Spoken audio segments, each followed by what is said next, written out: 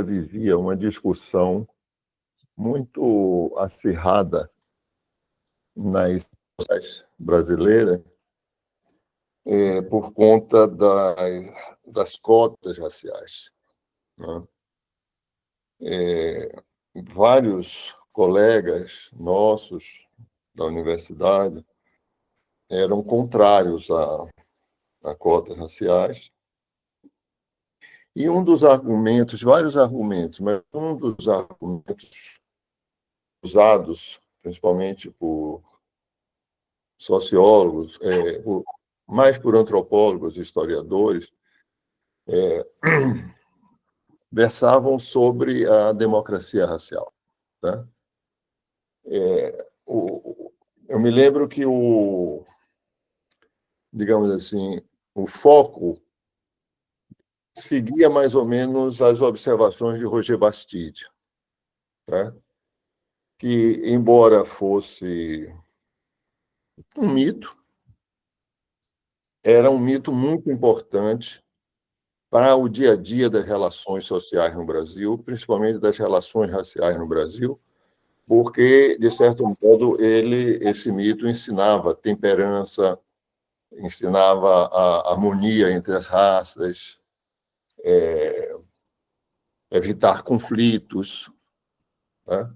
Muito do que o Roger Bastide pôde perceber no campo que fez em São Paulo nos anos 50 para o projeto Unesco, né? Eu me lembro que ele escreveu naquele momento, naquele livro da ANB, né? Brancos e Negros em São Paulo, e ele ouviu de um entrevistado a frase: nós, brasileiros, temos preconceito de não ter preconceito, né? Então, isso, para ele, era o suficiente para demonstrar como essa vontade de não ter preconceito, embora fosse ela mesma um preconceito, né? De certo modo, era um ideal para as relações sociais. Então, esse era um dos argumentos, né? Que esse mito da democracia racial devia ser entendido como um mito no sentido mais antropológico e menos sociológico de falsa ideologia, né? E que, portanto, campanha por cotas acabaria por, digamos, racializar as próprias relações raciais, né? Ou seja, era um bom mito para ser cultivado. Essa era uma linha. A outra linha era de que, como nação, né, nós fomos, de certo modo, constituídos a partir dessa mitologia, né, do mito das três raças e depois da democracia racial. E que, portanto, esse movimento por cotas estava ameaçando essa nacionalidade brasileira moderna. Um terceiro argumento era um pouco até mais audacioso, que dizia o seguinte: existem estruturas culturais, né? E a gente deve pensar a democracia racial como uma estrutura cultural. Estrutura no sentido de que ela tem uma vigência no tempo muito maior do que simplesmente uma disputa de conjuntura, uma disputa política. É algo que permanece, né? Então, existia por todos os lados esses argumentos, e aquilo me incomodava, esses argumentos me incomodavam, né?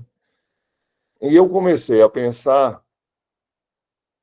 desenvolver um projeto de demonstrar que a democracia racial era um construto social que nem sempre tinha existido, portanto, não era tão estrutural quanto se falava, certo? Porque a turma do estrutural achava que isso nasceu praticamente com o Brasil, certo? E que permanecia durante o tempo todo. Que não era algo que tinha um começo, e tudo que tem um começo tem um fim, certo? E que seria muito natural esse fim acontecer justamente no século XXI, né? Porque as condições tinham mudado. Então, eu me ative, não, digamos assim, no conceito de democracia racial, mas eu procurei ver a expressão, como ela foi forjada, por diferentes agentes sociais, diferentes atores, intelectuais ou não, né?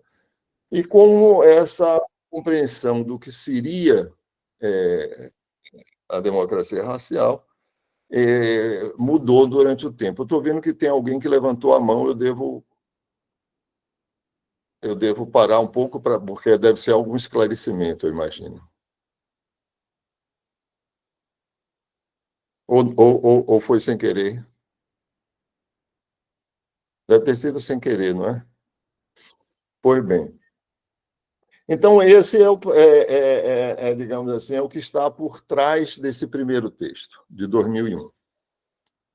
20 anos depois, eu escrevi o segundo, que é Revisitando a Democracia Racial, que é bem mais completo, porque não só esse artigo primeiro acabou ensejando muita discussão e muita curiosidade, e principalmente dos historiadores, que são pessoas acostumadas a trabalhar em arquivos e a trabalhar com jornais antigos e a trabalhar com cartas, essas coisas, fontes documentais diversas dos sociólogos, muito mais amplas, né?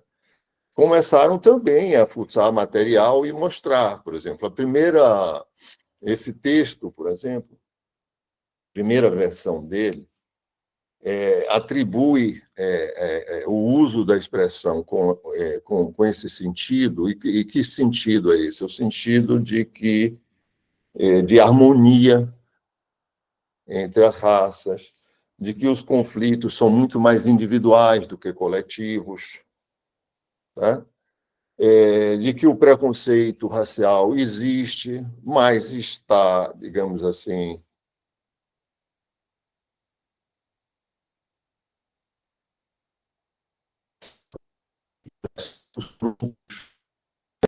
é uma coisa mais das elites, né? É mais das elites.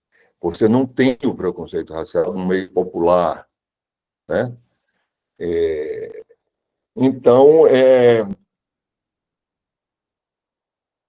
algumas pessoas começaram a me alertar, porque eu achava que tinha nascido basicamente com o projeto Unesco, certo? A introdução de Charles Wagner, depois eu fui atrás e encontrei o próprio Bastide, numa visita que fez a Gilberto Freire, no Recife, quando sai de Apipucos e pega um transporte coletivo e descreve aquela cena de uma certa intimidade entre as raças, nenhum tipo de ódio, de separação, de segregação, né?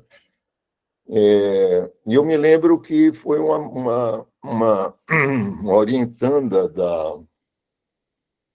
da Lília Schwartz Campos, eu me esqueço no primeiro nome dela, que me alertou logo de início de que, os modernistas paulistas falavam de democracia racial antes do Bastille e tal. Porque nesse artigo, o que eu digo é o seguinte: o Freire, certo? Embora seja tido como responsável pelo conceito, não só não gostava da expressão, como nunca utilizou, a não ser lá nos anos 60. Certo? Aí ela me chamou a atenção, disse: olha, o Ricardo, né, o modernista paulista, do grupo Bandeirantes, já usava a democracia racial. E eu descobri que usava num sentido totalmente diferente, no sentido de hierarquia entre as raças. Tá? Então, porque a ideia de democracia do Cassiano Ricardo era uma ideia de uma democracia autoritária, né? Com uma forte hierarquia, certo? Entre raças, certo? Então, de certo modo, os brancos, os europeus, deviam, de certo modo, conduzir a nação. tá? Quebrar o que ele chamava os quistos raciais, que não só eram os quilombos, mas que podiam ser essas formações raciais, tal. Então, ela me chamou a atenção para isso. Mas o artigo fez muito sucesso, inclusive por falar que Gilberto Freire nunca tinha usado a expressão. Né? Tempos depois, e isso no meu artigo agora de 2021, eu retomo, tal, um sociólogo lá de Recife, eu me esqueço o nome dele agora, mas é uma pessoa muito conhecedora da obra de Gilberto Freire, ele disse, não, o Gilberto usou num verbete para uma enciclopédia de educação publicada na Inglaterra. Me demorou muito tempo até descobrir esse artigo, que realmente existe, eu consegui realmente cópia dele, e descobri uma coisa muito interessante, que Gilberto Freire não se incomodava de que traduzissem o pensamento dele como racial democracy. Certo? E por que isso? Porque ethnic democracy, democracia étnica, na Europa significaria outra coisa nos Estados Unidos. E democracia social era um termo político, tanto na Inglaterra quanto nos Estados Unidos. Então, a tradução do que ele chamava de democracia social e étnica, ou étnica e racial, era a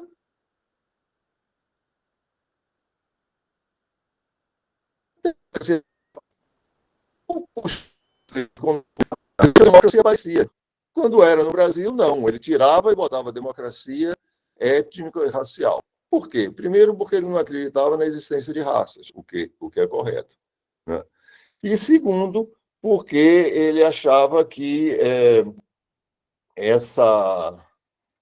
esse tipo de democracia que ele falava, que não era uma democracia política, certo? Não era um sistema político, ele falava em algo que ele dizia que era mais profundo, que era a relação entre as pessoas, e principalmente a quebra das relações aristocráticas. Certo? As relações hierárquicas aristocráticas eram quebradas. Certo? Então, por exemplo, a ascensão dos mulatos enquanto bacharéis, que está muito no segundo livro dele, né, do Gilberto, que é Sobrados e Mucambos, que é justamente sobre a ascensão social dos mulatos. Né? Mas ele acha que essa hierarquia já era quebrada na Casa Grande, certo? Através dessa intimidade familiar, etc.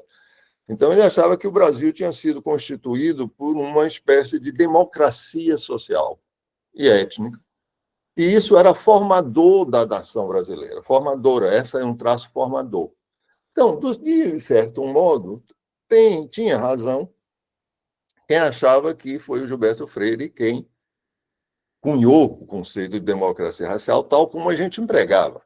Mas, ao mesmo tempo, eles não tinham razão porque ele não usava a expressão. Então, no fundo, todo o meu trabalho era um pouco de quebrar aquelas certezas, assim, certo? É preto, é branco, tinha muito cinza na história, certo? No segundo artigo, que é esse que está publicado no Modernidades Negras, mas que eu publiquei como artigo na Afroásia, revisitando a democracia racial, eu aí chego um pouco mais ao começo do século XX, que é quando, nos Estados Unidos, alguns grupos começam a falar de democracia racial. Embora não fosse uma palavra que tivesse muito impacto nos meios negros nem nos meios liberais. Eles preferiam muito mais pensar, digamos, numa justiça racial, certo? Do que numa democracia racial. Certo? Era mais o sentido de justiça racial, de igualdade racial. Certo? Por quê? Porque raças nos Estados Unidos eram grupos consolidados. Nunca houve um projeto nos Estados Unidos, social, amplo, certo? Que pregasse a miscigenação, que pregasse a harmonia entre as raças, não. Certo? O que existia era um movimento de respeito às diferentes raças, portanto, de igualdade racial, de justiça racial, mas a palavra raça e os grupos raciais eram algo constituído, certo? E isso é muito interessante, porque essa ideia de igualdade racial é a ideia que o Gilberto Freire não gostava. E era um tanto porque ele não gostava de usar. Porque falar em igualdade racial significa falar em igualdade entre raças. E ele achava que não existiam raças no Brasil.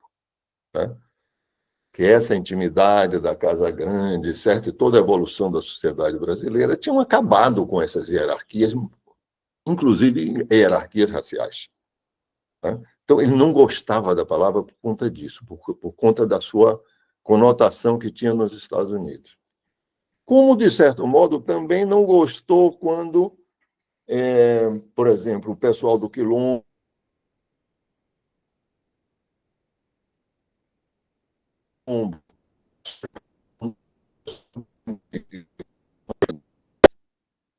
eles eram favoráveis a uma democracia racial, mas a ideia dele não é que a raça negra desaparecesse, não é que a raça negra se dissolvesse, né?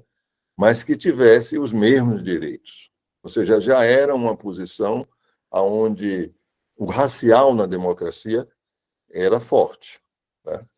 Eu já tinha tentado também para isso antes, quando eu trabalhei na África do Sul, com as pessoas em torno de Mandela, que estavam fazendo uma nova África do Sul. E eu achei muito interessante, porque quando eu conversava com eles, eles diziam: olha, nosso projeto não é de democracia racial.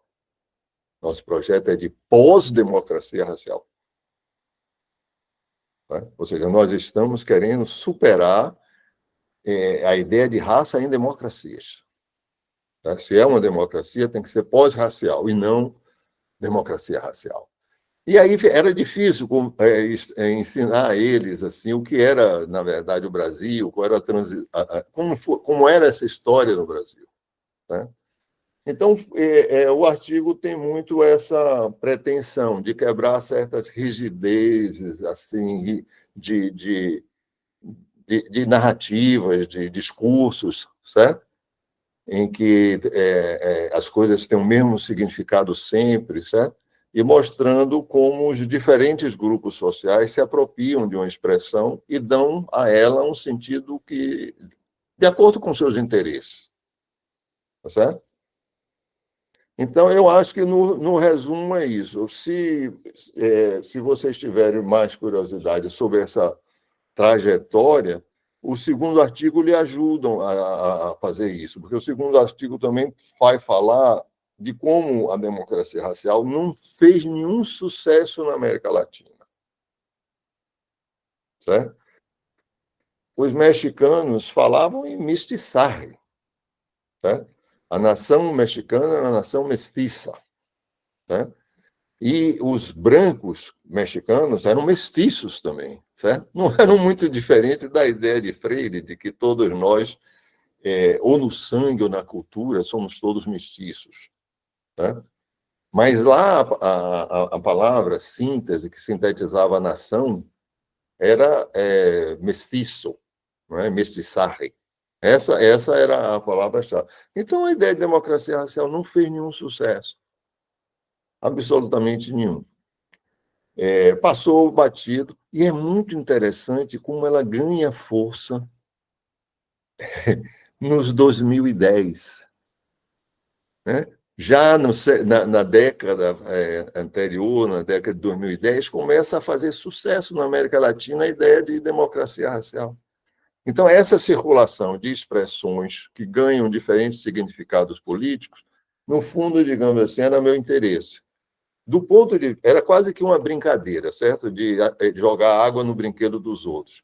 Mas tinha uma coisa importante, que eu jogava água no brinquedo dos que eram contra as cotas e que achavam que nós tínhamos uma estrutura que vinha cultural, que vinha, certo, desde a colonização, certo? Ou seja, que dava razão àquele panfleto que um jornalista lançou, Nós Não Somos Racistas, né? Que era um panfleto já que virou um livro, né? Para se opor também às cotas, etc., achando que as cotas eram o fim de nossa civilização. Uma colega minha, inclusive, escreveu com isso mesmo, que é o fim da modernidade brasileira tal como a construímos. Certo? Então, era uma coisa assim, meio apoteótica, certo? Então, eu tinha sempre esse ar assim, de um pouco jogar água dessas fervuras, assim, certo? Mas é basicamente isso. Eu estou aberto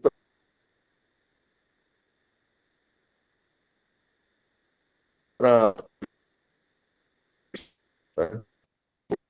uma leitura que vocês fizeram.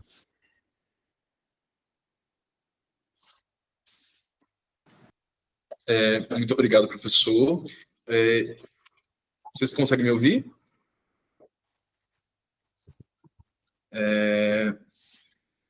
Antes de passar a palavra para os demais, eu só acho que, enfim, tem algumas perguntas também para a gente conversar, para a gente debater.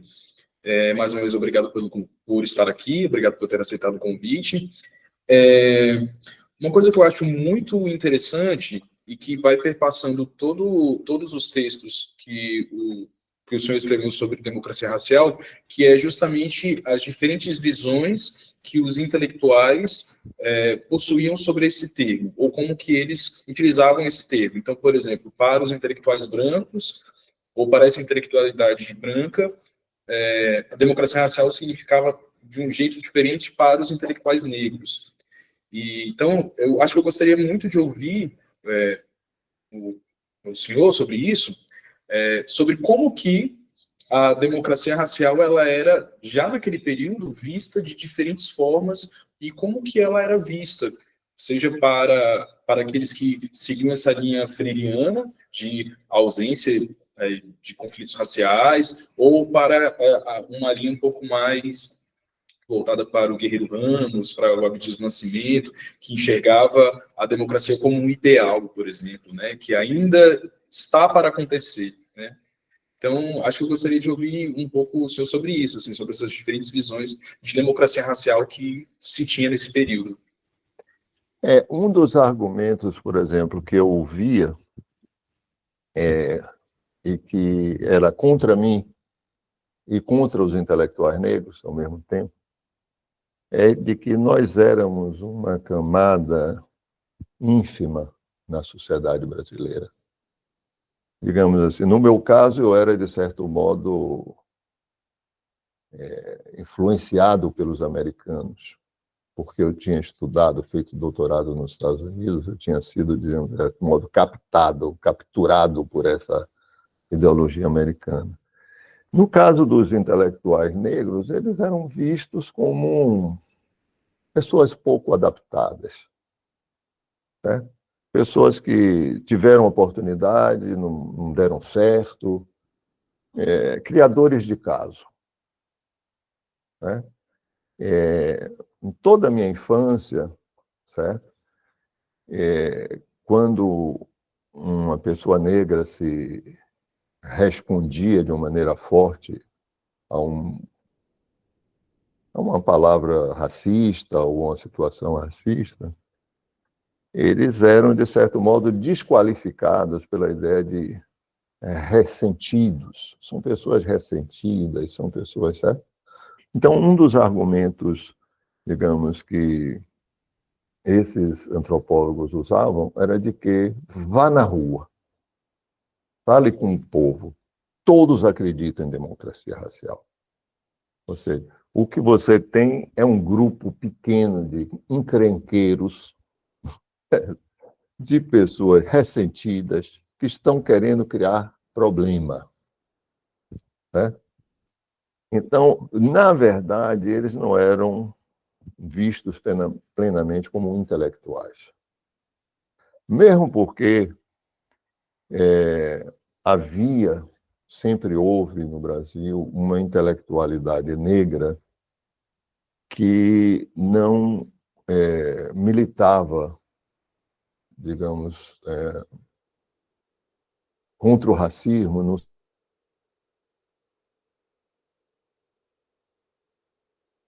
sentido bem formados desde sempre. Por exemplo, a Faculdade de Medicina da Bahia formou muitos médicos negros, certo? Eram engenheiros. Nós temos o caso dos Rebouça, por exemplo, do André Rebouça. Eram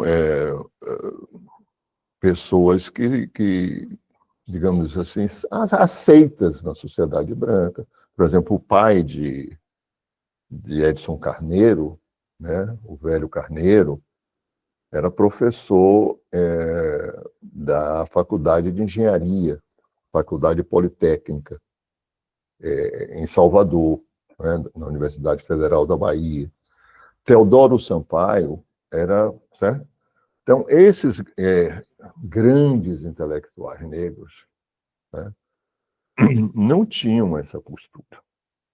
Machado de Assis nunca teve essa postura de denunciar, certo? Então, os outros que denunciavam eram vistos como ressentidos, certo? Pessoas, sabe? Então, digamos assim, não era uma construção mirabolante desses antropólogos, não, né? Eles tinham fatos em que eles se apegavam, certo? Veja Rebouças, fez uma grande trajetória na corte, né? Vejam Teodoro Sampaio, certo? Vejam, ou seja, vários, veja Machado de Assis, vejam todos eles como se integraram na sociedade brasileira e tal. Ou seja, e o caminho certo era o caminho justamente da integração, tá? Do mesmo modo, olhem as religiões afro-brasileiras, como, de certo modo, elas são toleradas, como, de certo modo, elas são mesmo, fazem parte até mesmo da nossa cultura. Veja o que Jorge Amado fez, o que Caribé, certo? Ou seja, nós éramos os criadores de problema, certo? Então, na verdade, quem saísse dessa toada estava criando problema, estava buscando criar um problema que não existia no Brasil. E essa era a linha de defesa, se você der uma olhada nos editoriais de Jornal do Brasil, dos outros, né? Até o grupo Ileaie, quando sai em 1974, na Bahia, o jornal à tarde diz assim: um grupo de brasileiros fantasiados de africanos, né, querendo trazer para o nosso país, certo, diferenças que não... Depois é lógico que passou a ser atração turística, todo mundo passou a ganhar dinheiro, de certo modo, com o Carnaval da Bahia africanizado, tal. Aí isso acabou. Mas a reação inicial sempre foi essa. Primeiro, de que esses intelectuais não eram tão intelectuais assim, né? Não eram intelectuais. Depois eram pessoas ressentidas ou encrenqueiras, pessoas que não deram certo por algum motivo, né? E é assim que a gente, digamos assim, naturalizava, certo? Desqualificando essa outra posição, né? Uma das coisas atuais mais importantes é que esse tipo de desqualificação já não pega, já não existe, né? Hoje o ataque vai contra o identitarismo, né? São pessoas que cultivam identidades particulares, que não são as identidades. Isso é uma coisa muito woke, a costura do... Certo? Mas ainda no tempo que eu comecei a escrever, a gente ainda era visto como pessoas ou americanizadas ou encrenqueiras.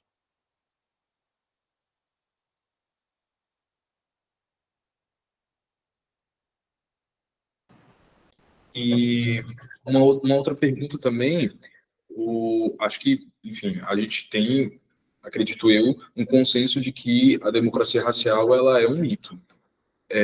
Só que ela não foi encarada dessa forma o tempo todo, né? Então, houve um determinado momento em que a democracia racial, essa expressão, ela passou a ser vista como um mito. Quando que ela passou a ser vista como um mito e quais foram o que contribuiu para essa mudança de visão da democracia racial, que deixou de ser um ideal e passou a ser encarado como um mito? O grande responsável realmente por isso está na mobilização negra, nas grandes organizações negras que foram formadas depois da redemocratização brasileira, né? E que abandonaram a bandeira que era uma bandeira do movimento negro originário dos anos 70, começo dos anos 70, que era por uma verdadeira democracia racial. Certo? Esse era o lema do movimento negro unificado até perto dos anos 80. Talvez você ainda encontre em um congresso ou outro essa frase, certo? Por uma verdadeira democracia racial. Num determinado momento, as lideranças negras, algumas lideranças negras, acharam melhor, certo? Mais produtivo politicamente para a causa dos direitos civis negros, né? Abandonar essa ideia de um ideal, certo? E passar a desmistificar, né? E aí, digamos assim, a agenda era basicamente uma agenda de denúncia do racismo no Brasil. Né? E como a democracia racial funcionava como um mito, porque encobria essa existência de um racismo que era cotidiano. Não era ocasional, mas era cotidiano. Né? Isso foi um desdobramento que veio nos anos 80, principalmente com os SOS Racismo, né? Que várias organizações negras incorporaram. Não é? Então, e começaram a fazer realmente uma espécie de campanha mesmo, pelos jornais, mas também de atuação jurídica, né? Não só como denúncia, mas como defesa da população negra nesses casos de racismo. Então, foi se estabelecendo, aos poucos, a ideia de que a democracia racial não ajudava em nada. Pelo contrário, ela só prejudicava. Então, aquele caráter ideal, etc., era, digamos assim, suplantado por alimentar, né, casos de discriminação racial cotidiana. Né? Aquela coisa que era muito comum, eu escrevi um texto sobre as queixas de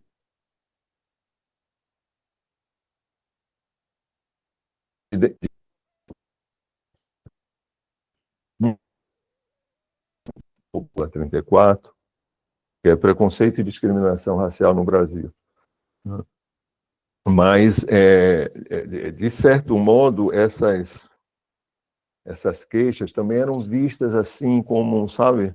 E o movimento negro começou a dar ênfase à ideia de algo que era cotidiano no Brasil. Né? E, portanto, a ideia de uma democracia racial não funcionava para coibir, certo? Esses casos. Uma vez na delegacia, a pessoa perguntava, mas não, realmente eu usei tal frase e tal, mas eu não sou racista. Aí diz assim, olha, veja, por exemplo, vá lá em casa, você vai ver um retrato de Gilberto Gil na minha sala e de Milton Nascimento. Então, como é que podia ser racista se eu gosto tanto de Gilberto Gil e tanto de Milton Nascimento? Entendeu? Então, digamos assim, as pessoas foram percebendo, as pessoas, os intelectuais negros, que tinham muito pouco a ganhar com essa, digamos, cordialidade, certo? E porque ela acabava encobrindo os casos de racismo cotidiano, né? Um outro passo muito importante foi quando as pessoas também começaram, eu falo eles, eu sempre fui alguém que trabalhou junto a ONGs negras, junto a intelectuais negros, mas nunca fui parte, certo? Dessa intelectualidade. Eu convivia com eles, mas foi quando eles também começaram a perceber que não adiantava ficar apenas denunciando o racismo, certo? Tinha um limite para isso. O importante era ter medidas afetivas que levassem a uma maior igualdade racial.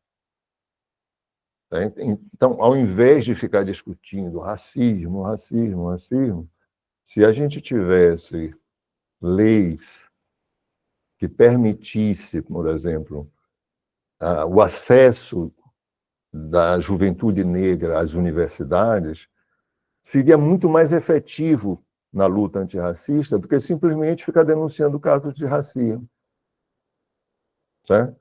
Então, digamos que fomos saindo da denúncia do racismo para uma visão, digamos assim, mais de um racismo estrutural, certo? E aí isso explica, por exemplo, o grande sucesso que fez o livro do Silvio Almeida, né? Fez um grande sucesso, quando a ideia de racismo estrutural já é uma coisa dos anos 70, tá certo? Só que, digamos, não era pautada politicamente aqui. Quando ela começou a ser pautada politicamente e aparece o livro do Silvio, ele imediatamente ele é muito bem recebido, né? Porque a pauta política foi mudando, né?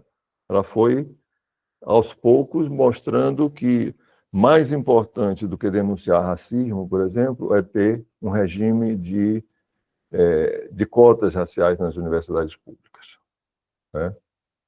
Ou nos serviços públicos, né? Eu não sei se lhe respondo, mas o movimento é mais ou menos esse. Muito obrigado, professor. Alguém gostaria de fazer alguma pergunta, algum comentário sobre o que entendeu dessa parte? Fiquem à vontade, tá? Vocês podem também escrever no chat, se caso vocês não quiserem falar, mas esse momento é um espaço para que vocês possam fazer perguntas, comentários, fiquem à vontade.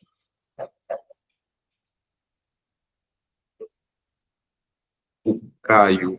Pode falar, Caio. Oi, boa tarde, pessoal. Boa tarde, professor. Boa tarde, Maicon. Obrigado aí pela exposição e pela seleção dos textos também, Maicon. Queria elogiar que está sendo muito legal acompanhar aí esses textos. Eu queria que o professor comentasse um pouco mais do papel do Florestan nesse debate sobre a democracia racial, que eu achei uma parte interessante do texto. Obrigado. Bom, Caio, né? Florestan foi fundamental. É ele quem usa pela primeira vez a palavra mito para se referir à democracia racial, né? E é muito interessante porque ele usa a palavra mito com o sentido de falsa ideologia, né? É muito interessante porque a geração do Florestan, tanto ele quanto o Costa Pinto, no Rio de Janeiro, quando escrevem no projeto Unesco, eles são eles são claros ao usar a palavra racismo de uma maneira diferente da que se usava então. Até então, quando se falava em racismo, se pensava nos Estados Unidos, se pensava na Alemanha nazista, né? E,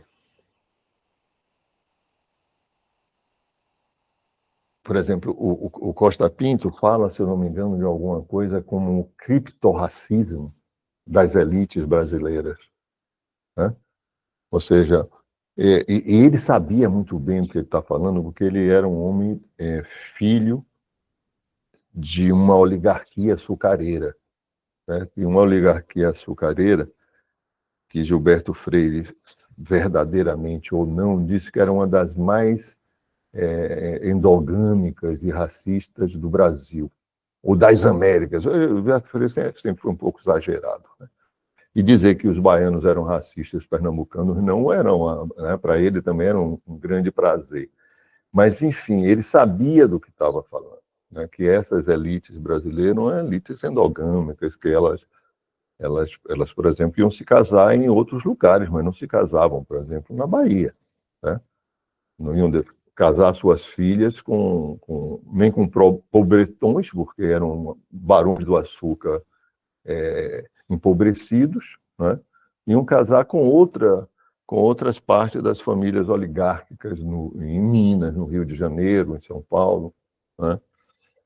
Então, tinha esse primeiro lado assim dessa denúncia. Mas o Florestan, ele amplia na tese de titularidade que ele defende na USP, em 64, ele amplia isso para trabalhar a democracia racial como um artefacto ideológico usado pelas elites para esconder a sua dominação racial, né?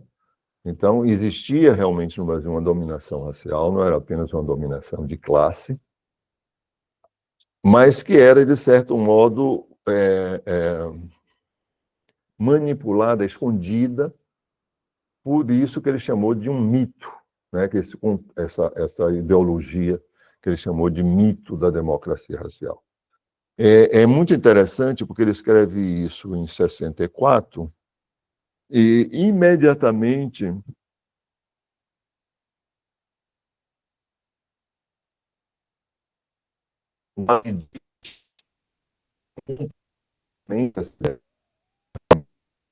eu me lembro agora exatamente, no meu texto tem a palavra correta que ele usa, não é a palavra mito, mas o Abdias usa uma palavra também que se refere à falsidade. Logro. Logro. Logro, tem uma com F que ele usa também, que eu falei fraude, mas não é, né? Nos diversos textos dele. Então, isso é 64. Né? É muito interessante porque isso também tem muito a ver, tanto no caso de Florestan quanto no caso de Abdias, com uma enorme decepção com a democracia política. Depois do golpe militar, para esses intelectuais, ficou claro que os limites, digamos assim, de transformações que os grupos subalternos teriam, né? Na medida que esses grupos subalternos começaram a incomodar demais as oligarquias, elas foram procurar, junto aos militares, um golpe de Estado para acabar com essas liberdades e, de certo modo, tolher esses avanços, né? Foi muito emblemático que os militares foram também se dando conta ideologicamente que eles não podiam sustentar esses grupelhos de agitadores, certo? Que seriam pessoas que queriam trazer o conflito racial para o Brasil, certo? Então, eles abraçaram completamente a ideia de democracia racial, né? Mas tem alguém que levantou a mão também. Eu não sei se eu já respondi essa primeira pergunta, mas a importância do Florestan é essa, né? ele, de certo modo, cunha um termo maior, mito da democracia racial, para se referir a um construto ideológico de dominação cultural. O Diego levantou a mão, pode falar, Diego. Boa tarde. Boa tarde, Maicon, professor, tudo bem? Boa tarde, Antônio. Vocês estão conseguindo me escutar direitinho? Obrigado. Então, assim, primeiramente, agradecer tanto ao Maicon, né, pelo curso que ele estruturou para a gente. Eu estou aqui desde ontem também, recebi os textos, enfim. Então, tem sido tardes ótimas, mesmo na correria que eu chego direto lá do colégio. E, professor, uma honra estar aqui e escutar você, enfim, contando a história dos seus textos. Você que é referência para muita gente que trabalha com isso. Eu me formei lá na UF em 2018, professora Marta Abreu, né? Trabalhei lá no Labore também um tempo, então vivi muito esse clima da implementação e da luta pelas cotas lá na universidade, inclusive com movimentos que à época englobavam movimentos com pessoas negras, com pessoas brancas, enfim, que era uma pauta ainda que estava tentando se estruturar para chegar, principalmente às pós-graduações, né? Que foi um passo mais difícil ainda depois. Atualmente, eu estou fazendo doutorado analisando uma trajetória, que é a trajetória de uma pessoa, assim, excepcional e, ao mesmo tempo, também faz parte de um grupo maior, que é o Tancredo da Silva Pinto, né, que nasceu em 1905, lá em Cantagalo, né, antigo coração daquele cinturão cafeiro ali no Vale do Paraíba, e migra para o Rio de Janeiro e vive esse século XX como uma personagem muito importante, tanto na história do mundo do samba, né, quanto na história da Umbanda, né? E também se articulou politicamente, publicou livros e etc. E agora, nesse momento, eu estou me dedicando a ele durante a ditadura militar, o recorte que eu fiz lá no doutorado. E nos livros dele, né, uma discussão que ainda não fiz, mas o próprio professor, que eu estou fazendo doutorado lá na Salgado de Oliveira, que fica em Niterói, na Universo. O professor Marcelo Timóteo falou que depois dá uma olhada, principalmente em quais referências de debate ele está se utilizando quando vai falar da questão racial no Brasil. Porque nos livros dele, eu tenho identificado que durante a ditadura, nas instituições que ele fundava de Umbanda para lutar pela liberdade religiosa, em muitos momentos ele tentou se aproximar desse ideal de brasilidade divulgado pelos militares, e no qual comungou muito, é o que eu tenho visto. Enfim, as fontes geralmente são jornais, são livros publicados por ele no mercado editorial.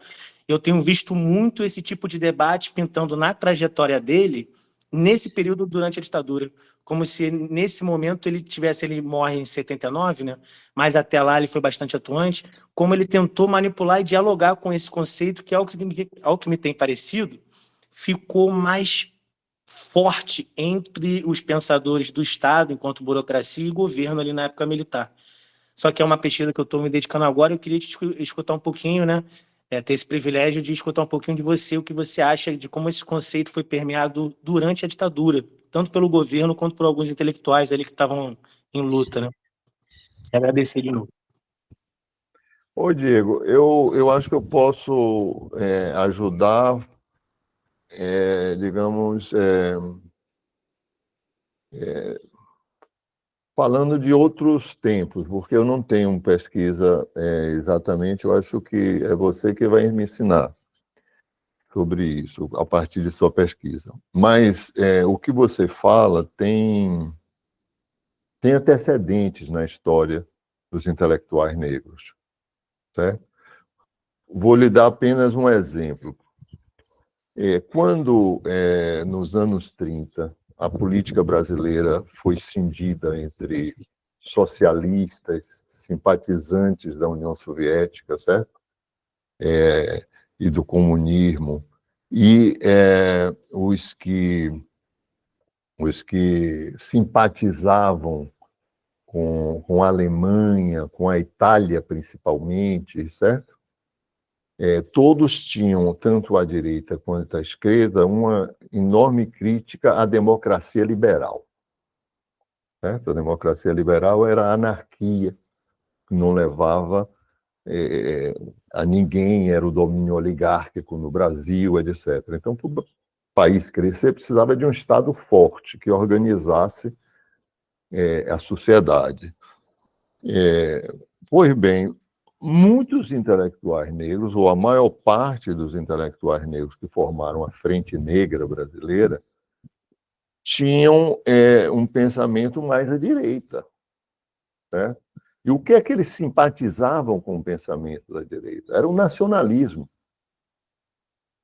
Tinha um pouco também de uma certa incômodo de ver, por exemplo, os imigrantes chegados em São Paulo rapidamente ascenderem socialmente, né? Enquanto, digamos assim, se criava uma espécie de lugar de negro, certo? Que era um lugar subalterno.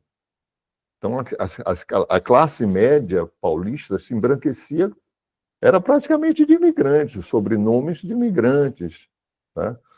E eles tinham a esperança de que o patrinovismo, por exemplo, né? Que flertava muito com o integralismo, etc., sendo nacionalista, era, digamos assim, defesa do trabalhador brasileiro, né? Defesa da população brasileira. E entendiam, por exemplo, que eles eram mais brasileiros do que aqueles brasileiros de primeira geração. Certo? Eles, de certo modo, isso é muito importante na história do pensamento negro brasileiro, que a gente encontra desde Manuel Quirino já, né? De que a mão de obra, quem construiu o Brasil foram os negros, através do seu trabalho, né? Então, os negros não eram estranhos ao país. Né? Não existiria... Tanto assim que um dos motes que existia na imprensa, que o Guerreiro Ramos ouviu e repetiu depois, é que o povo brasileiro é negro, certo? Ou o povo brasileiro é mulato, certo? O que incomodava bastante os intelectuais paulistas, certo? Que diziam, não, o Brasil é um país branco, enquanto eles diziam, não, o Brasil é um país mulato, ou então o Brasil é um país negro, certo? Pessoas, por exemplo, no estado de São Paulo, o jornal, né, chegaram mesmo a denunciar Gilberto Freire como, digamos, mulatista, certo? Essa literatura que acha que essas pessoas que acham que para ser brasileiro tem que ser mulato, né? Então, digamos assim, essa aproximação entre ser negro, ser mulato, né, e ser brasileiro, né, era muito forte naquela época. Agora, voltamos ao período da ditadura militar. Né? Essa transformação da democracia racial numa espécie de ideologia de Estado, tá certo? Ela era muito incômoda para quem já tinha feito o caminho da denúncia do racismo brasileiro, certo? Para quem tinha feito esse caminho, como Guerreiro Ramos, como Abdias, certo? Como outras pessoas nessa luta política, era muito incômodo, porque tolhia, né? Tanto assim que eles saíram do país, eles não eram pessoas bem vistas aqui, eles eram criadores de problemas. Mas talvez para outras pessoas, como o intelectual que você está estudando, fosse, de certo modo, digamos, conveniente. Era, de certo modo, um abrigo, né? Porque certamente era totalmente contrário a qualquer racismo antinegro. Isso não era brasileiro, isso não era uma atitude brasileira. Tá certo? Então, eu lhe responderia por aí, sem conhecer, digamos, seu material, nem esse período, em termos de pesquisa, mas eu acho totalmente plausível que muitos intelectuais negros que apareceram nessa época, né, sem a experiência da movimentação dos anos 20, dos anos 30, dos anos 40, certo? Principalmente da ruptura dos 60, que essas pessoas tenham procurado justamente se acomodar com essa ideologia da democracia racial. Melhor ela, por exemplo, do que o apartheid, certo? Melhor ela do que a segregação racial. Né? Ou seja, é sempre um jogo que a gente está falando de pessoas reais, né, estão vivendo num determinado tempo, elas não estão vivendo de ideias, elas estão vivendo de interesses pessoais, de interesses de grupo, certo? Então, elas podem se sentir realmente atraídas por um Estado que se diz defensor da democracia racial. Tá certo? Não é um Estado que é pelo apartheid, não é um Estado que defende ou tolera a segregação racial, não. É um Estado que diz, não, aqui todos são brasileiros, todos são iguais, não existe racismo, certo? Então, volta aquele tempo na marra, né? Volta na marra aquele tempo do Roger Bastide, certo? Que dizia, pelo menos serve como ideal. Pelo menos limita, digamos, os excessos. Não sei se isso lhe ajuda, né? É porque eu não conheço mesmo o material empírico que eu possa chegar e falar sobre esse período.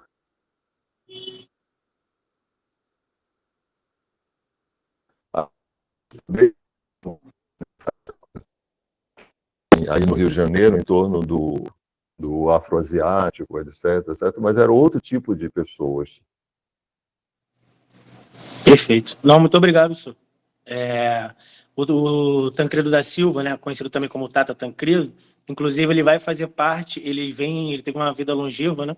Ele vai fazer parte, inclusive já está se articulando com o Estado para legitimar tanto as festas no mundo do samba quanto a questão dos cultos em Umbanda, desde os anos 30, que eu já começo a ver fontes dele, né? Negociando com o VAR, JK, com o Dutra. Ele dá muito destaque à Constituição de 46, por exemplo, é um documento que aparece e o documento da ONU também. Isso até me chamou a atenção. O documento da ONU é muito citado por ele, inclusive a entidade dele envia uma carta para a ONU nos anos 50 denunciando essa questão da discriminação com as religiões maternas. Isso me chamou a atenção, inclusive, de pontos que às vezes passam batido, né? Por hoje, instituições tão determinantes de pauta, de debate, tudo, mas que na época chegaram a ser, né? Inclusive para as relações raciais. Muito obrigado. Se lembre também, por exemplo, da relação do candomblé com Antônio Carlos Magalhães, na Bahia. Né? Antônio Carlos Magalhães, você podia falar o diabo que fosse dele, mas ele era um protetor dos terreiros de candomblé. Né? Como era defensor de tudo que ele achava que era a baianidade. Tá certo? E poucas pessoas se afastaram dele. Certo? Por exemplo, Caetano Veloso nunca quis conversa com ele, certo? Mas a Dona Canoa, não. Né? E muitas mães de santo na Bahia o tinham como realmente um protetor, uma pessoa que defendia as casas, né? E defendia o povo do santo. Né? Então, tem alianças políticas que são feitas nessas conjunturas, né? E que funcionam. Por exemplo, o movimento negro brasileiro demorou um tempo até aceitar, de fato, esses terreiros de candomblé, né? Justamente pela aproximação que eles tiveram que estabelecer ao longo do tempo com as autoridades do Estado. Né? E aí é muito interessante, isso é de minha geração, né? De repente você vê pessoas lá que eram da resistência contra a ditadura, etc., chegando aos candomblés, certo? Se transformando em ogãs, etc., de certo modo fizeram as pazes com o candomblé. Né? Que eles tinham uma certa distância por conta dessa aproximação que eles tinham na Bahia, por exemplo, com Antônio Carlos. Né? E, de repente, começaram digamos assim, quando eu acho, assim, sociologicamente, o que eu acho é o seguinte, é quando o ser negro passa a ser também étnico. E aí a religião de origem africana passa a ter um outro valor para as lideranças negras. Né? Porque antes disso era uma espécie de ato, como se existisse um lado a cultura e outro lado a política, né? A política fosse bem feita e a cultura alienada, certo? Na hora que o movimento começa a se tornar étnico também, né, aí começa a haver a convergência, tá certo? Mas a gente tem sempre que trabalhar levando em conta isso, quer dizer, as conjunturas em que as pessoas e os grupos estão vivendo, né? E suas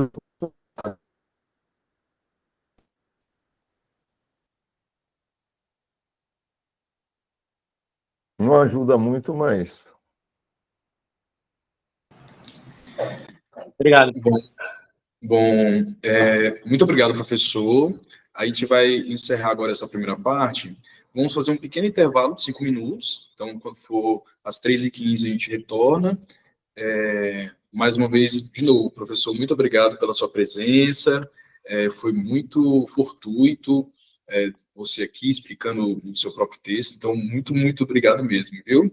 Então, agora, gente, vamos fazer um intervalinho de 5 minutos e aí a gente volta daqui a pouquinho, tá bom? bom, obrigado a todos de ouvir o velho professor falando das suas coisas. Muito obrigado, então. Um abraço.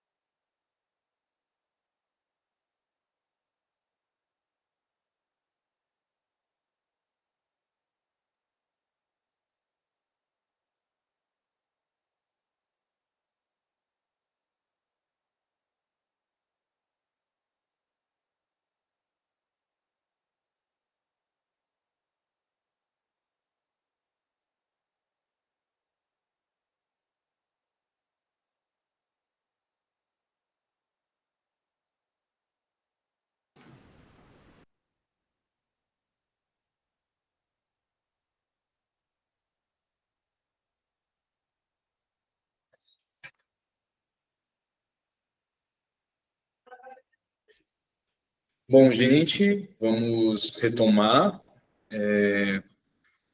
Como o texto, os dois textos que a gente vai discutir agora são os textos do próprio Antônio Sérgio Guimarães, e a gente teve a ilustre presença, enfim, ele comentou bastante sobre o texto, sobre a trajetória do texto. Eu acho que isso, inclusive, ajuda muito a compreender todo o contexto mais geral daquilo que foi escrito naquele momento.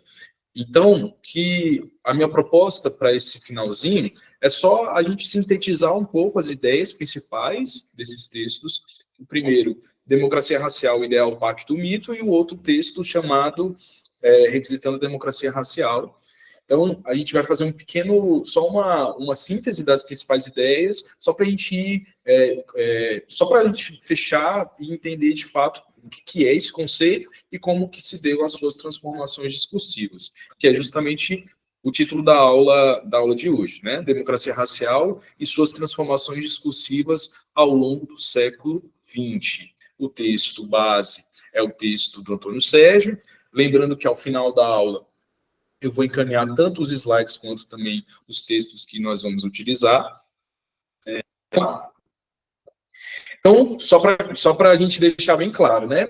Embora o Gilberto Freire, Casagrande Senzala, seja um dos principais defensores dessa ideia de democracia racial, o próprio Gilberto Freire não utilizou, ou pelo menos ele não foi o primeiro intelectual a utilizar essa expressão, né? Democracia racial. Embora a gente possa dizer que toda a sua obra, principalmente Casagrande Senzala, acabou contribuindo para a solidificação dessa ideia. Ou seja, desde o período colonial, a sociedade brasileira sempre foi uma sociedade voltada para essas relações entre raças de forma muito harmoniosas, não tão conflituosas. Então, o que o Gilberto Freire vai contribuir para a gente dizer que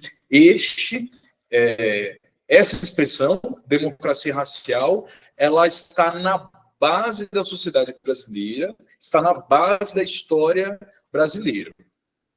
Então, no Brasil, o mito da democracia racial transformou-se na ideia de uma sociedade sem preconceitos ou discriminação racial, onde a escravidão era vista, mesmo por abolicionistas, como mais humana devido à ausência de uma rígida linha de cor. É algo que, inclusive, a gente estava já discutindo na aula de ontem, que é essa ideia da memória do paraíso racial, ou seja, os abolicionistas já comungavam um pouco dessa ideia de que a escravidão que foi praticada no Brasil, ela era mais humana justamente porque não havia uma rígida linha de cor, um rígido preconceito, já que, de acordo com Gilberto Freire, a sociedade brasileira, ela tinha as suas relações, enfim, sobretudo as relações mais íntimas, as relações eram bastante democráticas. E aí, esse aqui é um trecho que também é citado no texto do Antônio Sérgio, que foi escrito pelo Gilberto Freire, e aí eu queria ler aqui junto com vocês, só para a gente entender o que o Gilberto Freire entendia sobre essa questão da democracia racial.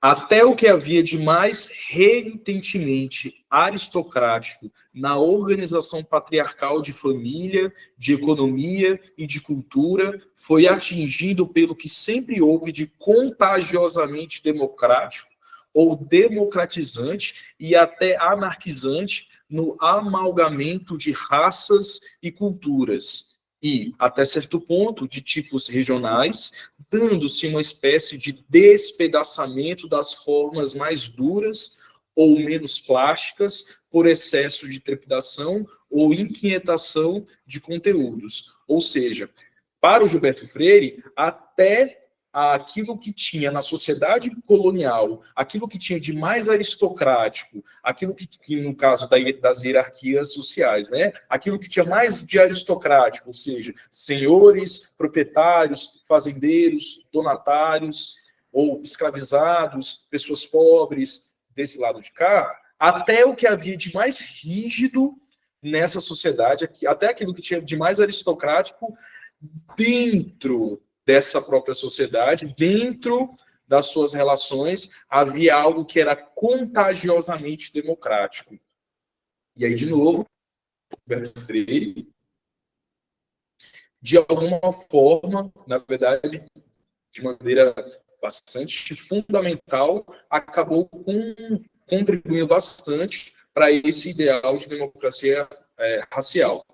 Algo que eu particularmente gosto bastante de pensar a respeito dessa questão é justamente trazer esse aspecto histórico, porque, por exemplo, os textos que a gente está discutindo são textos feitos pelo Antônio Sérgio Guimarães, e ele traz um olhar bastante sociológico, que é um olhar bastante importante, e o que me interessa bastante, e eu acho que o que acaba complementando justamente essa visão sociológica, é justamente essa visão histórica, ou seja, democracia racial, que é justamente essa ideia, essa idealização de que não existe preconceito racial no Brasil, de que não há um racismo estrutural no Brasil. Essa ideia, ela tem um fundo histórico que vem, pelo menos de acordo com Gilberto Freire, desde a sociedade colonial até chegar nos dias atuais, no caso dos anos 1950 e 60, que é quando esse ideal de democracia racial ele é construído de fato.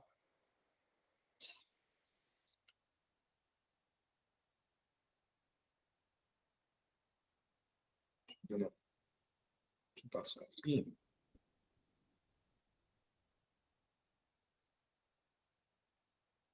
E uma coisa também que é muito interessante, e é algo que eu também gostaria de pontuar, é que esse ideal de democracia racial, ele era mais ou menos compartilhado pelos meios intelectuais, tanto que seguiam essa linha freiriana, quanto também por outros intelectuais que comungavam dessa ideia de democracia racial, mas que enxergavam essa ideia de forma um pouco diferenciada e até às vezes meio que divergente daquilo que o Gilberto Freire aquilo que o Gilberto Freire ou outros intelectuais brancos daquele período defendiam. Ou seja, 1940 e 1950 começou a surgir nesse debate racial de que o Brasil era um laboratório racial, um laboratório que podia servir de exemplo para outros países, e aí a gente tem que lembrar, por exemplo, que é nesse período que a Unesco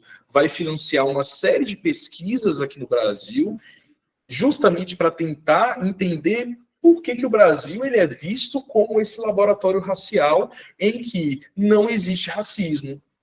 E é claro que, de alguma forma, isso estava muito ligado àquele contexto mais geral, né? Final da Segunda Guerra Mundial, a ideia de raça estava totalmente ligada às atrocidades que tinham acontecido no contexto nazista. Então, nesse sentido, o Brasil passou a ser encarado como um país que pudesse ser exemplo para o mundo sobre como que as relações raciais deveriam se constituir. E aí, de novo, essa ideia, ela não era nova naquele período, desde pelo menos o século XIX, foi isso que a gente aprendeu na aula de ontem, desde o século XIX, essa memória de paraíso racial, ela já tinha sido constituída, e quando chega nesse período, 1950, esse ideal ele era mais ou menos compartilhado, havia uma espécie de consenso de que, de fato, o Brasil tinha alguma coisa de democracia racial. No entanto, e é algo que o Antônio Sérgio pontua, é que a visão é diferente. Ou seja, para os intelectuais brancos, a democracia racial é a ausência da discriminação entre raças. Já para os intelectuais negros, principalmente Abdias do Nascimento e Guerreiro Ramos, eles acreditavam que a democracia racial ela era um ideal que deveria ser alcançado.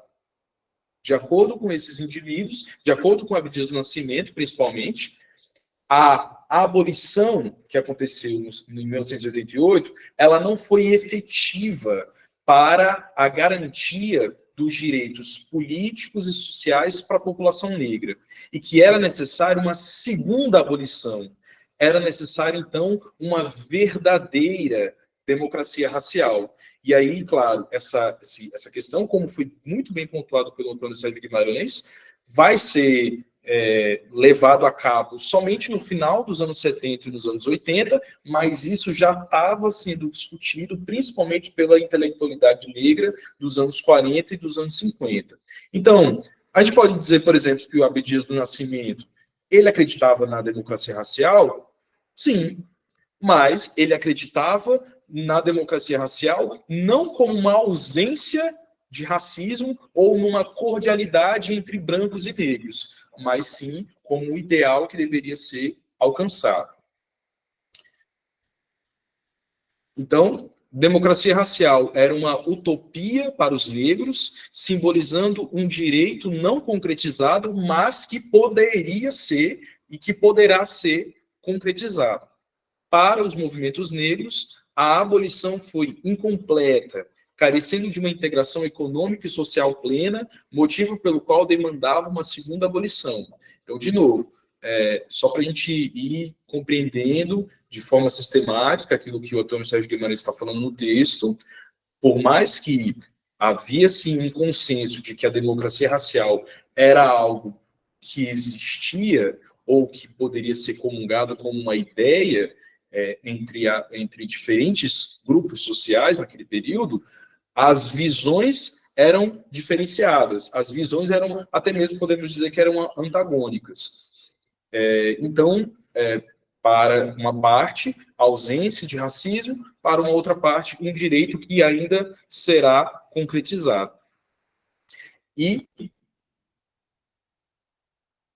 no momento em que ocorre o golpe militar, e aí é uma questão que é super interessante, super importante, e que já se tem uma espécie de consenso de que a ditadura militar brasileira, ela utilizou a democracia racial como algo oficial, então era a ideologia oficial da ditadura militar, só que realmente, se a gente for parar para pensar, existem poucas pesquisas, ou quase nenhuma pesquisa aprofundada, sobre essa relação entre democracia racial e ditadura militar, ou sobre ditadura militar e as questões raciais nesse período. Então, ainda é um campo que está para ser aprofundado, explorado. Então, inclusive, o Antônio Sérgio, ele pontua alguma coisa ali, não só nesse texto, mas também em outros, mas há, de fato, um vazio teórico e que está ainda para ser consolidado, que é justamente essas relações, até para a gente compreender melhor. Mas, de fato, tem-se consenso de que a ideologia oficial da ditadura militar era a ideologia da democracia racial, ou seja, a completa ausência de racismo.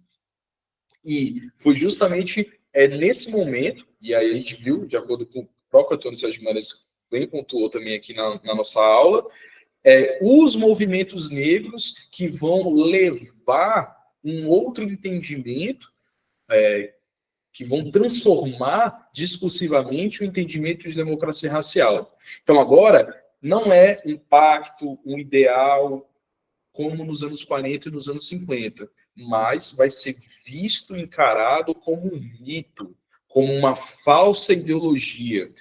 Claro, a gente também tem que ter, acreditar bastante essa transformação a partir da leitura que o Florestan Fernandes vai fazer, a partir a integração do negro na sociedade de classes, onde ele vai, de fato, fazer essa virada, em que vai deixar de ver a democracia racial como ideal e vai passar a ser vista como um mito. E aí, o segundo texto do Antônio Sérgio Guimarães, A Democracia Racial Revisitada, que eu também vou passar para vocês no final da aula, ele só vai trazer uma complementação, de fato. Esse texto é muito mais completo do que o primeiro texto. E aí, a gente vai também, assim como a gente fez agora, a gente só vai trazer algumas ideias principais também que estão nesse texto do Antônio Sérgio. Então, o que ele fala? A expressão democracia racial se incorporou ao vocabulário político brasileiro apenas nos anos 1930, ao passo que o seu significado corrente se estabeleceu apenas nos anos 1940, em alguns círculos intelectuais e políticos, para tornar-se, nos anos 1950, de uso corrente nos escritos de ciências sociais. A gente pode até dizer que essa expressão ela transborda, né? Não fica só no circuito acadêmico, no circuito das ciências sociais. Essa expressão democracia racial, assim como o próprio Antônio Sérgio Guimarães vai falar nesse texto, vai ser a tradução ou a síntese mais próxima daquilo que estava na essência da sociedade brasileira daquele período, que era justamente a crença. Então, se acreditava mesmo, de fato, de que o Brasil não havia racismo, e se havia racismo, tinha muito mais a ver com uma questão individual do que algo propriamente social. Ou seja, acreditava-se de fato que na sociedade brasileira não existia racismo. O que existia era essa ideia de democracia racial, que sai aqui dos círculos acadêmicos e vai desembocando também nos diversos setores da sociedade. E aí uma outra coisa também que é muito interessante, que também é pontuado nesse texto, é justamente o momento em que a democracia racial ela vai passar a ser instrumentalizada pelo regime varguista, mais especificamente a partir da ditadura do Estado Novo. Então, inclusive, é interessante perceber que, tanto na ditadura do Estado Novo, quanto na ditadura militar, a democracia racial ela vai ser muito importante, ideologicamente falando, porque justamente o que o Vargas ele está querendo traçar? Ele está querendo traçar a ideia de que o Brasil não tinha conflitos raciais. E é claro que o Vargas estava mais interessado era justamente cooptar a sociedade brasileira a partir de uma ideia de povo brasileiro, de nação brasileira. E aí, de acordo com os ideólogos do Estado Novo, essa ideia de raça, de racismo, de questão racial, fazia muito mais separação do que união. Então, é por isso que esse termo, essa ideia de democracia racial foi muito fortuito para o regime do Estado Novo, porque justamente colava com a questão da construção da identidade brasileira. Então, o que o Brasil é? O Brasil é o país do futebol, é o país do carnaval, inclusive são esses elementos que têm uma influência negra fortíssima, vai ser incorporado nessa identidade brasileira. E aí essa incorporação, ela vai negar totalmente qualquer conflito racial e vai olhar para a identidade brasileira como democraticamente, ou então como tendo a democracia racial o seu ponto fundamental.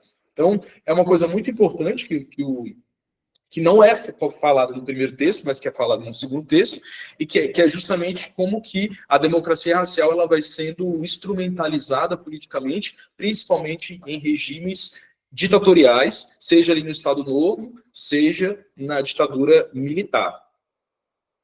Deixa eu só passar essa parte aqui, porque aqui, as conclusões, então, do autor. A expressão democracia racial surge nos anos 1930 e ganha força nos anos 1940. Seu significado varia conforme o contexto histórico, podendo representar um ideal utópico de igualdade racial, uma forma de sociabilidade entre raças, que era uma coisa defendida pelo Freire. Então, primeiro, era algo defendido pelos intelectuais como Abdias do Nascimento e Guerreiro Ramos, que eram intelectuais negros. O segundo ponto, uma forma de sociabilidade entre raças, que era justamente aquilo que era defendido pelo Gilberto Freire e pelos intelectuais que seguiam mais ou menos essa linha, de que o Brasil não tinha preconceito racial, e uma crítica às desigualdades raciais, revelando seu caráter mitológico, que é justamente a partir do Florestan Fernandes que a gente vai deixar de encarar a democracia racial como um ideal e vai passar a ser vista, então, como um mito. E aí, para finalizar, eu também queria trazer alguns trechos do próprio Florestan Fernandes, num livro maravilhoso, que eu recomendo bastante. Para além da integração do negro na sociedade de classes, o Florestan Fernandes ele vai falar sobre o mito da democracia racial num livro chamado O Negro no Mundo dos Brancos, mais especificamente no capítulo 1, e que também eu vou passar para vocês no final da aula, aonde ele vai justamente falar um pouco de como que a democracia racial tem esse caráter mitológico e quais foram as consequências, quais são as consequências reais de encarar essa questão da democracia racial como um mito. Então, a pergunta que o Florestan Fernandes vai fazer logo no início do texto: não obstante, o que é uma democracia racial? A ausência de tensões abertas e conflitos permanentes é em si mesma índice de boa organização das relações raciais? Ou seja, o que ele está perguntando? Será que a ausência de conflitos raciais é em si mesma um índice para dizer que existe democracia racial?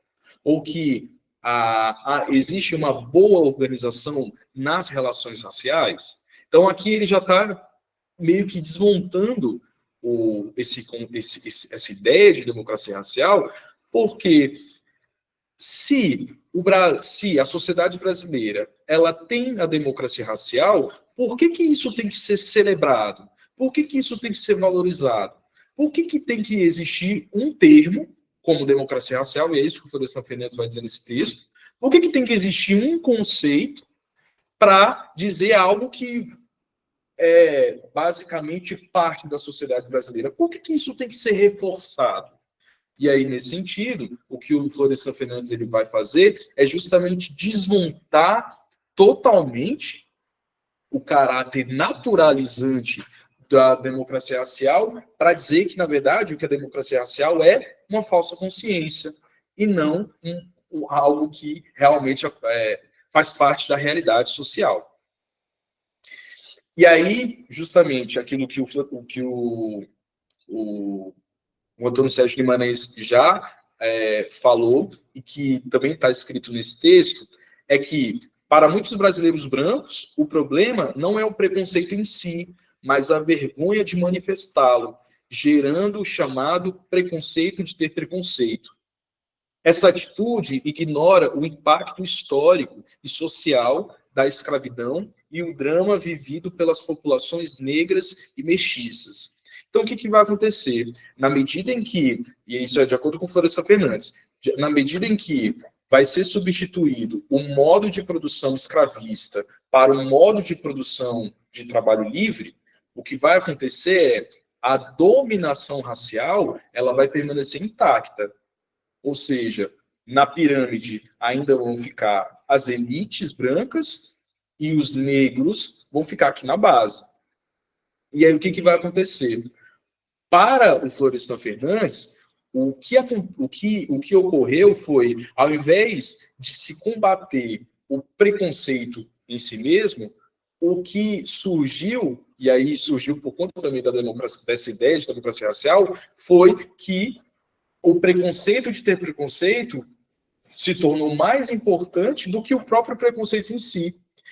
E aí isso, né, essa vergonha de assumir que a sociedade brasileira é racista, e aí a democracia racial ela encobre essa questão de assumir, vai fazer com que não se combata o drama que foi vivido e que é fruto da escravidão e de todo o preconceito racial que vem desde o período colonial. Então, é mais ou menos o seguinte: ao invés de se assumir e de combater efetivamente o preconceito racial, o que aconteceu com a sociedade brasileira na passagem do 19 para o 20 foi o encobrimento do racismo a partir do manto da democracia racial. E aí, nesse sentido, Florestan Fernandes acerta, assim, de letra.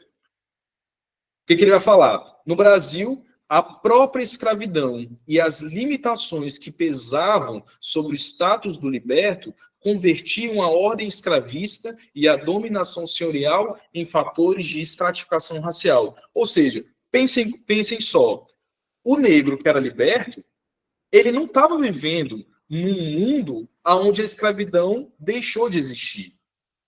Ou seja, para o Florestan Fernandes, a escravidão ela se tornava uma moeda de troca para que a dominação racial se tornasse, então, critério para essa estratificação racial, aonde o negro escravizado e o negro liberto continuariam na base, sendo inferiorizados, sendo colocados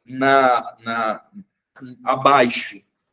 E aí, nesse sentido, o que, de novo, o combate não foi efetivamente para acabar com essa dominação racial, e sim para encobrir a partir da questão da democracia racial. Então, uma outra coisa super importante que o Florestan Fernandes ele vai falar também nesse texto. A miscigenação, longe de promover igualdade, ampliou a população escrava e os estratos intermediários necessários para sustentar o sistema de dominação escravista. Porque o que vai acontecer? Qual é a base da democracia racial? A base da democracia racial é a existência e a valorização da mestiçagem. Ou seja, só existe democracia racial porque o povo brasileiro é mestiço, porque a mestiçagem é parte integrante da sociedade brasileira.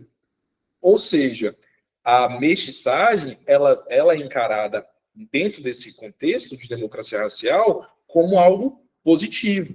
Ou seja, a miscigenação, na verdade, sempre foi uma dádiva da sociedade brasileira, e é por isso que nós temos a democracia racial. Mas o que, na verdade, e aí o Florestan Fernandes novamente acerta de letra, é que a miscigenação, ao invés de contribuir para a igualdade racial, na verdade, ela contribuiu para o alargamento do preconceito racial, já que, de novo, até mesmo os negros que eram libertos, eles viviam ainda no regime da escravidão. E nesse regime da escravidão, a questão da cor e da raça era fundamental para essa estratificação. Então, o que vai acontecer? Muito provavelmente, os negros que viveram nesse período da escravidão e que se tornaram libertos, não viram as suas vidas se transformarem de fato. Porque, de novo, não existia democracia racial, de acordo com o Florestan Fernandes. E aí, de novo, eu acredito que o entendimento que ele traz é, de novo, muito certeiro, porque ele vai dizer, de fato, democracia racial nunca existiu. Nem agora, no momento em que ele está escrevendo, que é nos anos 70, muito menos no período da escravidão. Só que o que vai acontecer? Os mestiços, de acordo com Florestan Fernandes, eles sempre vão ser utilizados como... enfim, eles vão sempre ocupar os subempregos, as posições subalternas dentro dessa sociedade, o que, infelizmente, ainda continua sendo uma realidade, se a gente for parar bem para pensar em como que funciona a sociedade brasileira, mas, sobretudo, aqueles negros que ascendiam socialmente, se tornavam escritores, profissionais liberais, eles eram vistos como o exemplo de que, na verdade, no Brasil, a sociedade brasileira tinha democracia racial. Vocês não estão vendo como é que é fácil para o negro sair da condição de liberto para ascender socialmente? Aí o que o Florestan Fernandes ele vai falar? Ele vai dizer que, na verdade, o negro que ascendia socialmente, ele só ascendia socialmente se ele introjetasse o código moral de cordialidade, aquilo que ficou conhecido como o negro de alma branca. Ou seja, é aquele negro que ascendia socialmente, mas que não tinha interesse nenhum em desmontar essa hierarquia. Ou seja, era aquele negro, ou os negros, que, de alguma forma, entravam dentro, mesmo ascendendo socialmente, ainda continuavam dentro desse esquema de dominação racial. Espera aí que alguém comentou alguma coisa.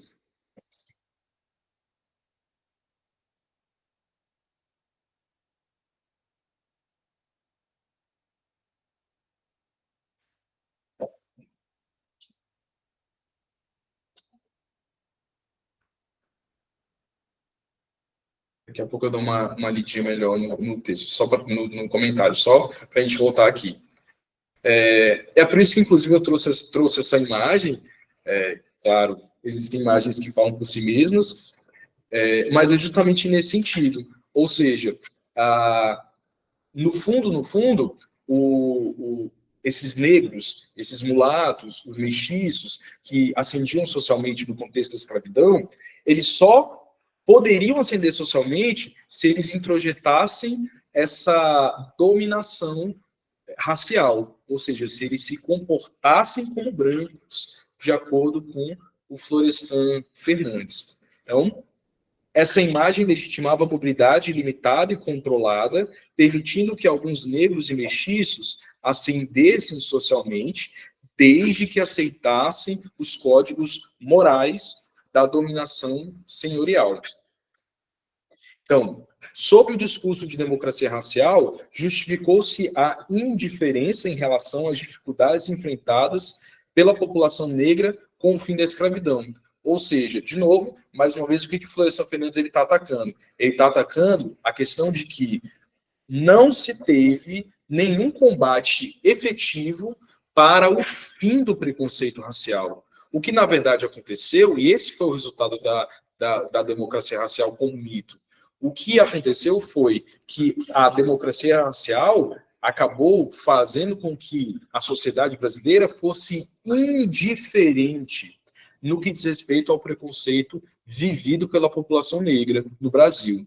Ou seja, ao invés da democracia racial resolver os conflitos e os problemas raciais, o que, na verdade, a democracia racial trouxe foi mais indiferença, de acordo com Florestan Fernandes, mais indiferença no que diz respeito ao combate ao preconceito racial. É por isso que o Florestan vai dizer que isso é um mito, porque, na verdade, democracia racial nunca existiu, é uma falsa ideologia e que encobre tanto o preconceito racial em si, como encobre formas de combater esse preconceito, formas de aniquilar de vez o preconceito racial. Então, a universalização do trabalho livre e da competição aprofundou as desigualdades para aqueles sem condições de competir em pé de igualdade.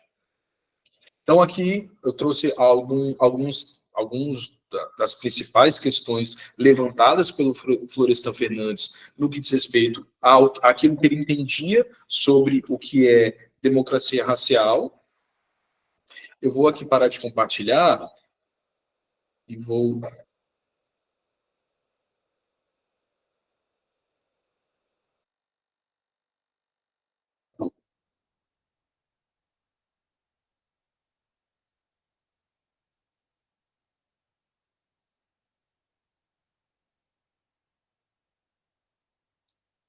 Muito bem, Kiss, exatamente. Então, era conveniente defender a ideia de democracia racial. E é uma coisa que o Florestan Fernandes ele vai pontuar.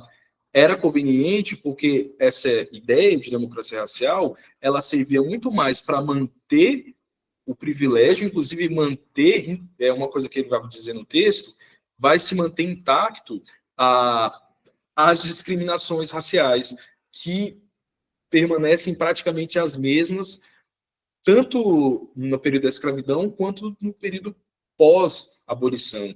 Ou seja, o que vai surgir de novidade não é o fim do preconceito racial, mas sim a defesa dessa ideia de democracia racial.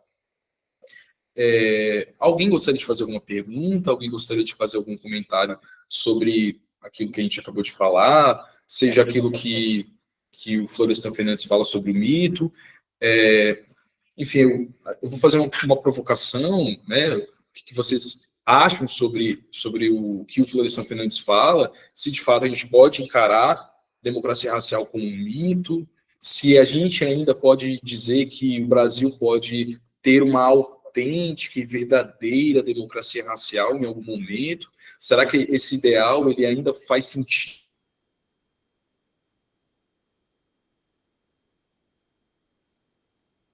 Fazer alguma pergunta, algum comentário? O momento é de vocês. Eu não tenho nenhuma pergunta, boa tarde, mas para não ficar tarde. sem comentário, eu achei que a aula foi ótima, né? Eu acho que o desenho do conceito de democracia racial tá bem construído, assim, eu estou super satisfeito assim, com a aula de hoje. Eu acho que o debate foi super profundo, eu acho que ficou sem lacunas, inclusive. Se eu quisesse fazer uma pergunta, eu perguntaria, na verdade, o que eu quero responder no meu projeto de mestrado, né? Ou de que forma as instituições jurídicas contribuíram para isso, né? Mas eu estou querendo responder isso a partir da Faculdade de Direito da UFBA, né, que é o meu locus de pesquisa. Mas essa pergunta vai só vai ser respondida depois da pesquisa documental que eu preciso fazer. Acho que você não vai conseguir responder. Mas fica aí a provocação, se é para deixar alguma provocação. Tomara, viu, Luiz, que você consiga responder. Enfim, eu também tenho algumas perguntas, principalmente no que diz respeito à pesquisa que eu estou fazendo no doutorado, que era justamente pensar se o rádio brasileiro tinha democracia racial ou não, como que eles comungavam dessa ideia. Então, espero que, assim como o Luiz, esse momento que a gente está aqui esteja sendo proveitoso, esteja sendo fortuito. Pelo menos, particularmente para mim, está sendo muito, muito interessante, porque acho que assim como para vocês, que com certeza acho que todo mundo aqui deve estar na graduação, na pós-graduação, acho que esse momento da gente refletir, de pensar, de expressar, acaba fazendo com que a gente consiga compreender melhor, né, o entendimento dos textos, daquilo que a gente vai fazendo nas nossas pesquisas. Então, eu espero que esse momento esteja sendo muito útil, muito importante, muito interessante.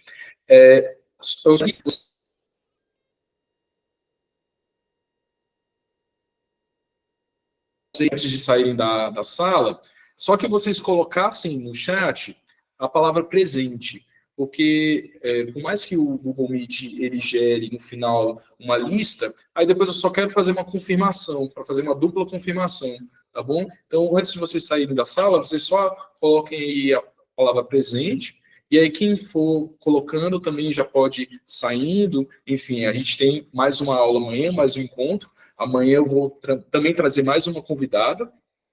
A gente vai falar um pouco sobre democracia racial a partir de mulheres negras, a partir de intelectuais negras. Então, a gente vai falar um pouco sobre a Maria Beatriz Nascimento, a Lélia Gonzalez. Então, eu faço o convite para que vocês estejam aqui de novo. E, novamente, muito obrigado, gente. Boa tarde a todo mundo. Acho que alguém levantou a mão. Eu levantei, mas era para fazer uma provocação eu imagino que o formato do curso seja um pouquinho do que você está pensando também em relação à escrita, né, do seu trabalho. Como eu estou achando super interessante, provavelmente, né, eu use bastante as referências do curso do desenho, especialmente que é de história social. Mas eu acho que seria bastante legal que você, quando tivesse, Michael, a sua primeira escrita, eu imagino que você, não sei se você vai fazer em formato de artigo ou vai deixar só para o final na tese, mas que você dividisse com a gente, que eu acho que seria importante, como até para citação mesmo, né? Porque é um percurso que você desenhou, né, de curso que está ajudando a gente, vai ajudar a gente nos nossos trabalhos. Certo, na verdade, eu ainda não pensei sobre isso, eu ainda estou tentando entender, né, o que é democracia racial, então acho que eu vou deixar mais para o final, mas já fica também o convite para que quem quiser compartilhar comigo ou com um grupo, fiquem à vontade sobre isso. Eu já tenho uma pessoa aqui do programa que vai pesquisar alguma relação entre o candomblé e democracia racial, então eu também, enfim, me interesso bastante por essa discussão, então fiquem à vontade também para compartilhar comigo, que eu também vou fazer a mesma coisa assim que eu tiver algum material. E novamente, pessoal, muito, muito obrigado mesmo. por essa tarde e até amanhã.